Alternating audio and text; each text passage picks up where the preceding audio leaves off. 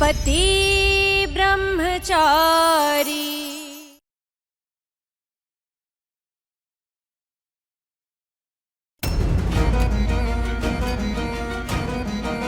తప్పకుండా ఈ పిండిలో గ్లూటెన్ కన్నా గ్లూ ఎక్కువ ఉంది, అందుకే ఇలా స్టిక్కీగా ఉంది. ఈ చపాతీ చేయడం ఇంత కష్టంగా ఉందేంటబ్బా. పిండి ఎలా కలపను, చపాతీ ఎలా చేయను?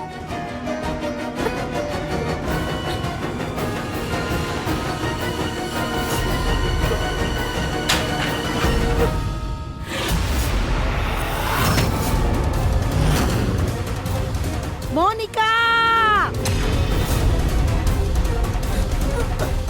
చెప్పండి అత్తయ్య.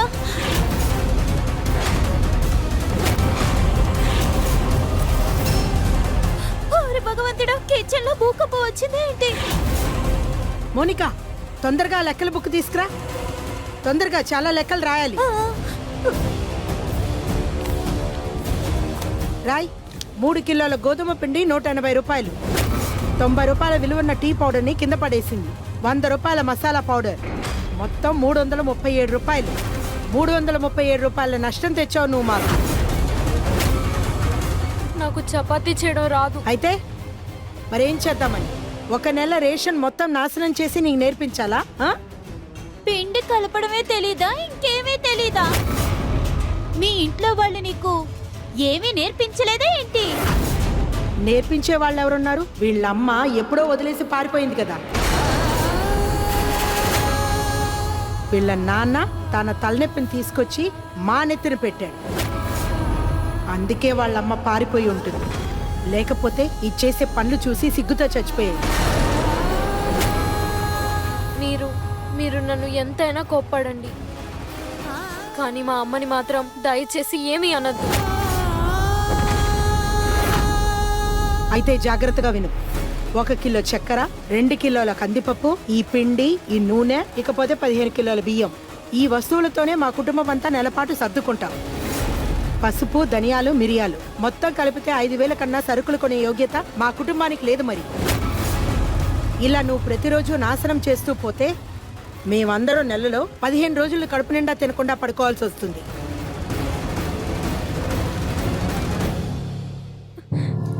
సారీ,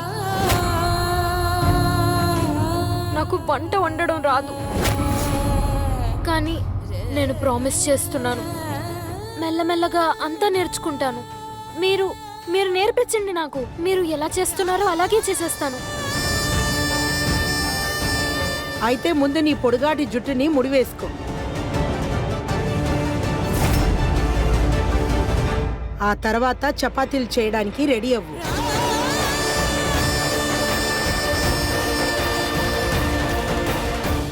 ఎవరైతే పూర్తి నమ్మకంతో పోరాడతారో వాళ్ళకి ఖచ్చితంగా విజయం దొరుకుతుంది. మీరు ఓర్పుగా సహనంగా ఉండండి. అప్పుడు చూడండి మీ కాలు ఎంత బాగుంటుందో.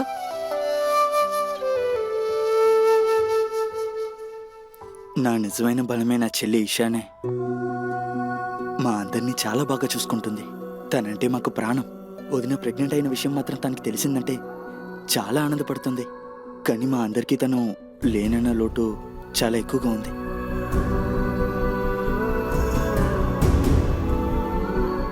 మీరు వాళ్ళని చాలా మిస్ చేసుకుంటున్నారా? చాలా. తను లేకుండా ఒంటరి వాడిని అయిపోయా. వదిన రిపోర్ట్ని నేనే తనకి చూపించాలని ఆశగా ఉంది. ఆ రిపోర్ట్ని తెరిచి తను చదువుతున్నప్పుడు తన ఆనందాన్ని చూడాలని ఉంది. సరే, రిపోర్ట్స్ ఎక్కడున్నాయో చెప్పండి.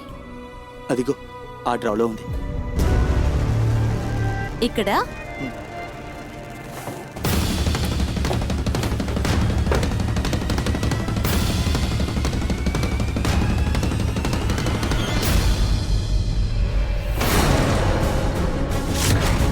అరు సార్, ఖుష్బూ వదిన ప్రెగ్నెంట్ గా ఉన్నారని మీరే కదా చెప్పారు? అవును, దానికేంటి? కానీ ఇందులో ఉండే రిపోర్టు వేరేలాగా ఉన్నట్టు అనిపిస్తుంది. నువ్వేమంటున్నావు? ఐ మీన్, ఈ రిపోర్ట్ని చూస్తుంటే వాళ్ళు ప్రెగ్నెంట్ కాదేమో అనిపిస్తుంది. వాట్?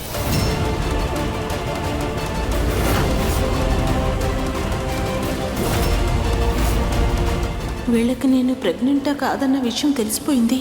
నేను వీళ్ళ దగ్గర మాట్లాడి తీరాలి. అప్పుడే ఆయనకు మావయ్యకు తెలియకుండా ఉంటుంది.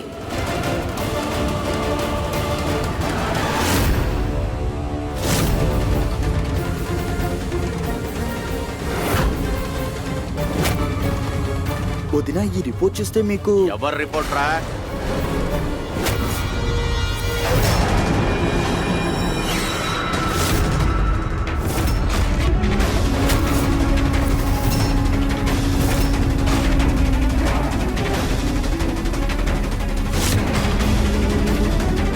ఏమైంది కోడలా?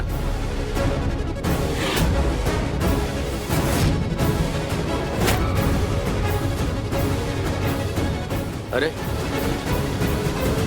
ఎందుకని మీ మొహాలన్నీ అలా ఉన్నాయి? అవును, నీ చేతిలో ఉన్న రిపోర్ట్లు ఎవరివి? అందులో ఏం రిపోర్ట్ వచ్చిందో నాకు చెప్పు.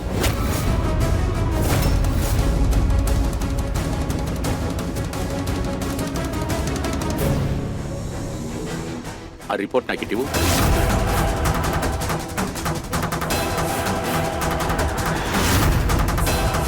ఇదేంటంటే మన 6వ రిపోర్టు. ఫిజియోథెరపీ కోసం నేను చెక్ చేశాను. అప్పుడే కదా వాళ్ళ కాళ్ళు త్వరగా నయమైపోతుంది. ఓ, ఏమి చేయాల్సి వచ్చినా చెయ్యండి. నా కొడుకు లెగిసి నుంచొని నడవటం నేను కళ్ళారా చూడాలి. అప్పుడే వాడు ఐఏఎస్కి రెడీ అవుతాడు.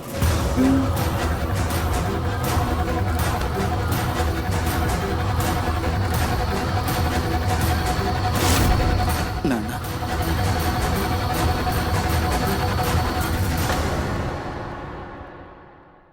చెయ్యి.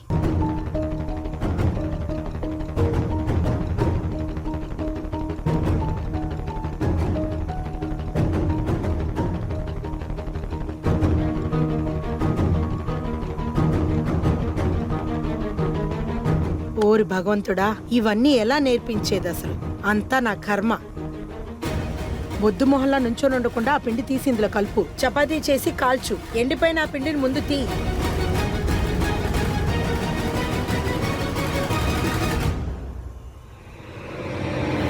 ఇప్పుడు గుండ్రంగా చెయ్యి.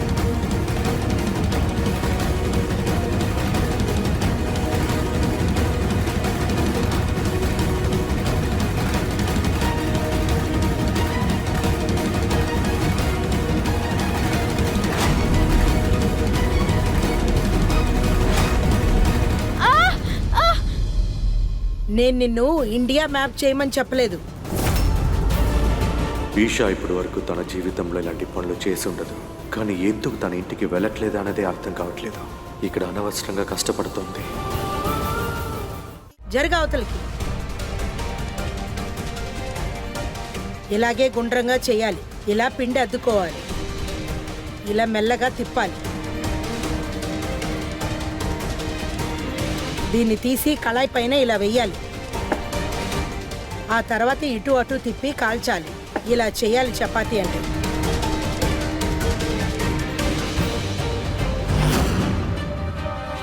బాగొచ్చిందా?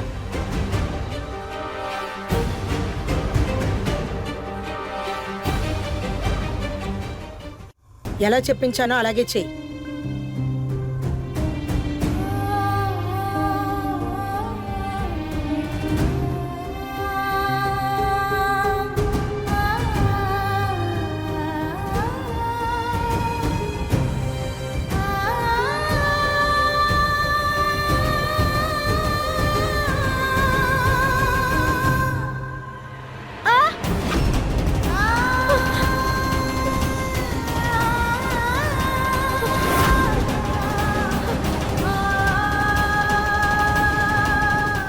నువ్వు ఇలా చేస్తున్న వల్ల నీకు నొప్పులు గాయాలు మాత్రమే మిగులుతాయి. నువ్వెందుకు అర్థం చేసుకోవట్లేదు? నువ్వు ఇక్కడ ఉండాల్సిన దానివి కావు. దయచేసి నీ ఇంటికి వెళ్ళిపోయి ఈషా, ప్లీజ్ దయచేసి వెళ్ళిపో.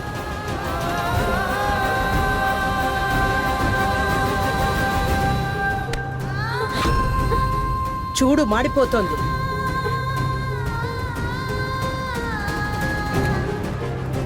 అయ్యయ్యో మాడిపోయిందిగా.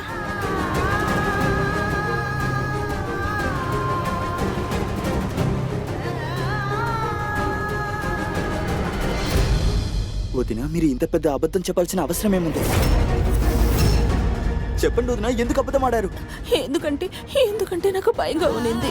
మావయ్య సంతోషాన్ని చూసి నేను చెప్పలేకపోయాను. నలుగులు పెట్టే సమయంలో నాకు ఒంట్లో బాగాలేనప్పుడు నేను ప్రెగ్నెంట్ గా ఉన్నానని బామ్మ నిర్ణయం తీసుకున్నారు.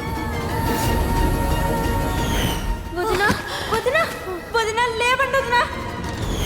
నేను వెంటనే డాక్టర్ దగ్గరికి వెళ్లి చెక్ చేయించుకుని రిపోర్ట్ తీసుకోవాలనుకున్నాను. కానీ బామ్మ వాటికి ఒప్పుకోలేదు. అయినా కూడా నేను ఎవరికి తెలియకుండా వెళ్ళాను.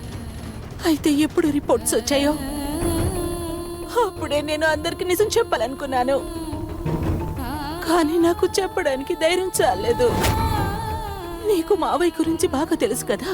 కన్న కూతురు దగ్గర ఇంత దారుణంగా నడుచుకునేది చాలకుండా తనకి ఇంత ఇబ్బందులు తెచ్చి పెడుతున్నాడంటే నేను ఆయనకి కోడలే కదా. మీ ఇద్దరికి చేతులు జోడించి వేడుకుంటున్నాను. మీరు మావయ్యతో ఏమి చెప్పకండి. ఎవరితో మీరు ఏమి చెప్పకండి. కానీ ఖుష్బు వదినా, మీరు ఎన్ని రోజులు ఈ విషయాన్ని దాచిపెట్టగలరు? అదేంటంటే ఒకరోజు కాకపోయినా ఇంకొక రోజు తెలియాల్సిందే కదా. ఇలా చూడండి, అది ఏమైనా కానివ్వండి, మీరు మాత్రం సైలెంట్ గా ఉండండి. ఇప్పటి వరకు ఏమి చెప్పకండి. మీ ఇద్దరికి చేతులు జోడించి అడుగుతున్నాను, ఏమి చెప్పకండి. మీరు దిగులు పడకండి వదినా.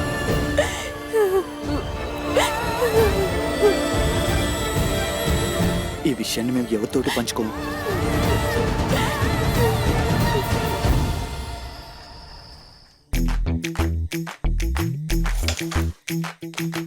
తనకు అసలేం అర్థం కావట్లేదు అనుకుంటా. తన మొండితనం వల్ల తను కావాలని ఇక్కడే ఉండాలనుకుంటుంది.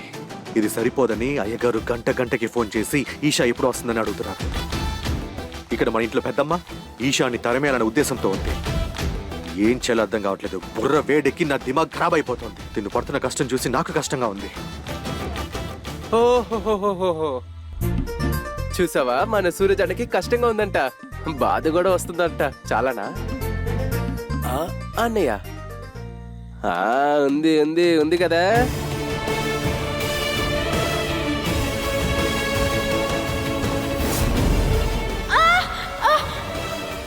నేను నిన్ను ఇండియా మ్యాప్ చేయమని చెప్పలేదు.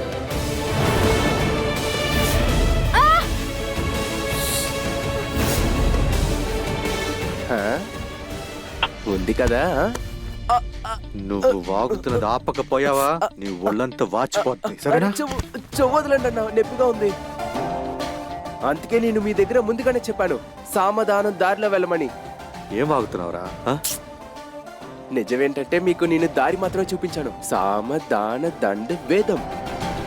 నేను చెప్పినట్టు చేశారంటే పెద్ద ప్రాబ్లమ్స్ కూడా ఇలానే లోపల సాల్వ్ అవుతాయి. ముందు చేయాల్సింది శాంతంగా ఉండటం. ప్రేమతో పక్కన కూర్చొని మాట్లాడి సమస్యకైన పరిష్కారాన్ని వెతకాలి. మీరు మొదటి దారిని ఎంచుకోండి. అదేంటంటే వాళ్ళతో ఫ్రెండ్ అయిపోండి. ఓర్పుగా మెల్లిగా వదినికి అర్థమయ్యేలా చెప్పండి. అది ఈషా మేడంకి. నేను నిజమే చెప్తున్నానన్నా. మనం ఒకరిని కొట్టి బెదిరించి కావాలంటే కొట్టిని కాల్ చేయించొచ్చు. కానీ మీ విషయంలో మాత్రం ఫ్రెండ్షిప్ చేస్తేనే మంచిది. నేను నిజం అంటున్నాను. ఇది బంటి ఇచ్చే గ్యారంటీ.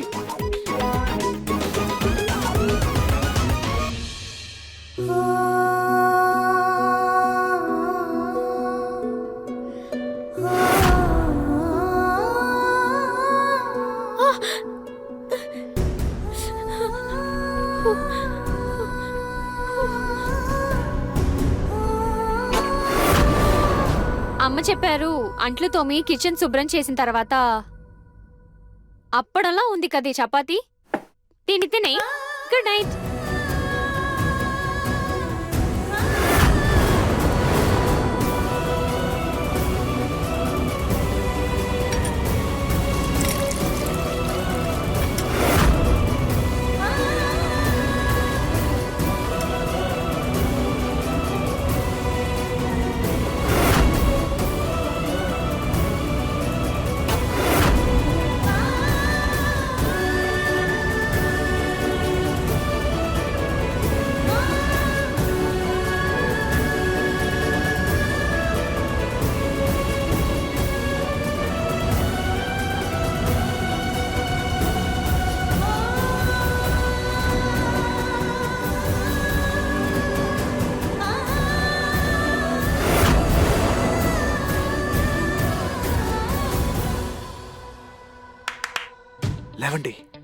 నాతో రండి. ఎక్కడికి? నాతో వస్తేనే కదా తెలుస్తుంది. రండి. కానీ సరళ ఆంటీ కిచెన్లో చాలా పని ఉంది. అరే వెళ్ళొచ్చిన తర్వాత కూడా ఈ పనులు చూసుకోవచ్చు. ఇప్పుడు నేనేం చెప్తున్నానో సైలెంట్ గా వినండి. పదండి. సరళ ఆంటీ కిచెన్లో ఇదంతా మురిగ్గా ఉండడం చూస్తే గనక అయితే రారన్నమాట. నేను రాను. ఆలోచించుకోండి. ఆలోచించుకున్నాను. ఖచ్చితంగా రారా? తప్పకుండా రాను.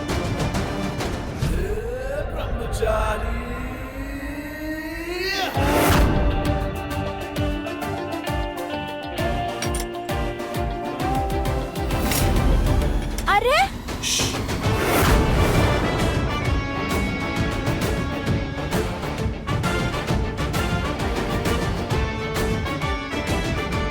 రండి.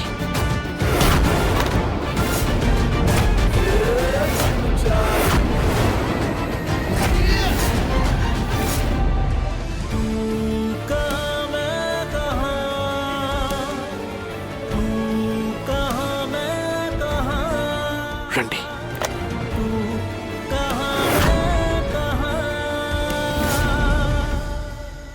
కూర్చోండి. కూర్చోండి.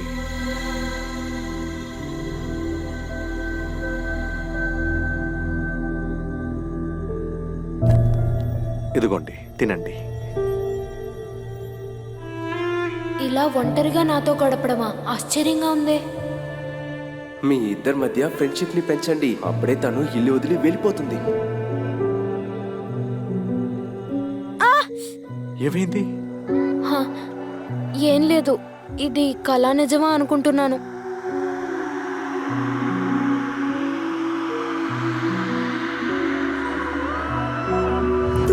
తినండి.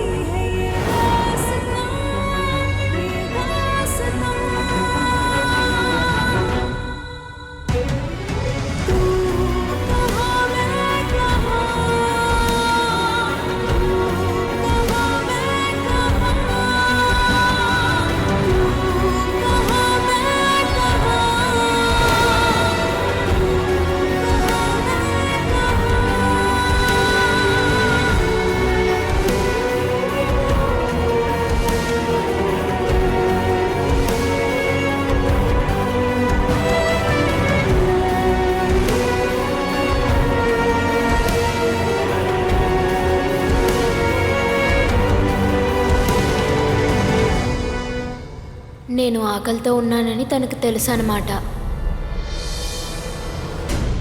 నువ్వు కూడా తిను.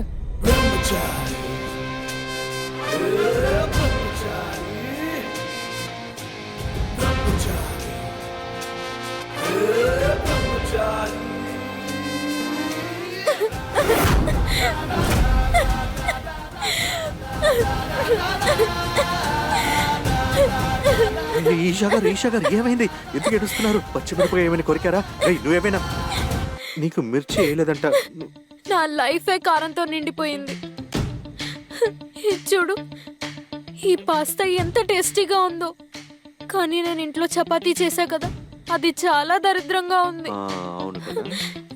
నేను ఈ వంట వార్పులు కష్టం కాదు కదా, మరి ఇంత కష్టమని ఎప్పుడూ అనుకోలేదు. సర్లాంటి పాపం నన్ను చపాతీ మాత్రమే చేయమంది. నాకు అది కూడా చేయడం రాలేదు. కానీ నువ్వు చూస్తూ ఉండు, ఒకరోజు నేను తప్పకుండా వరల్డ్స్ బెస్ట్ చపాతీ చేస్తాను. తప్పకుండా. IAS అంటే అర్థమేంటో తెలుసా నీకు? ఎవరో కొన్న కళల్ని నాశనం చేస్తున్నావు నువ్వు.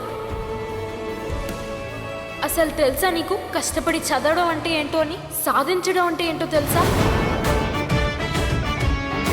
తిన లైఫ్ లక్ష్యాన్ని మర్చిపోయింది. ఇప్పుడు తిన జీవితంలో ఒకే ఒక పెద్ద లక్ష్యం ఏంటంటే చపాతీ చేయడం. బంటి సరిగ్గా చెప్పాడు. తినతో ఫ్రెండ్ అయి మన పనులు చేపించుకోవాలి. తిన జీవితానికి ఇవంతా సెట్టే కాదు, ఇక నుంచి పంపించాలి.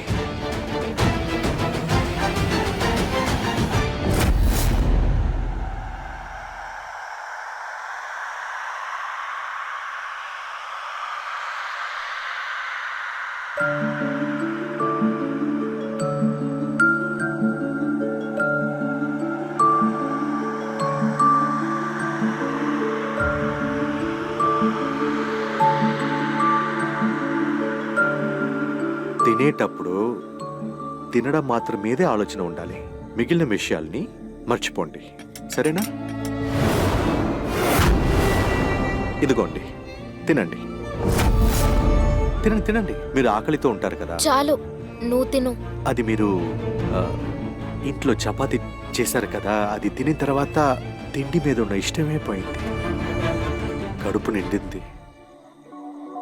अजब है कहानी, गजब है फसाना, है रिश्ता ये कैसा किसी ने न जाना। अलग है मिजाज एक दूजे से बिल्कुल, पर चल रहा कारवां, ये कारवां।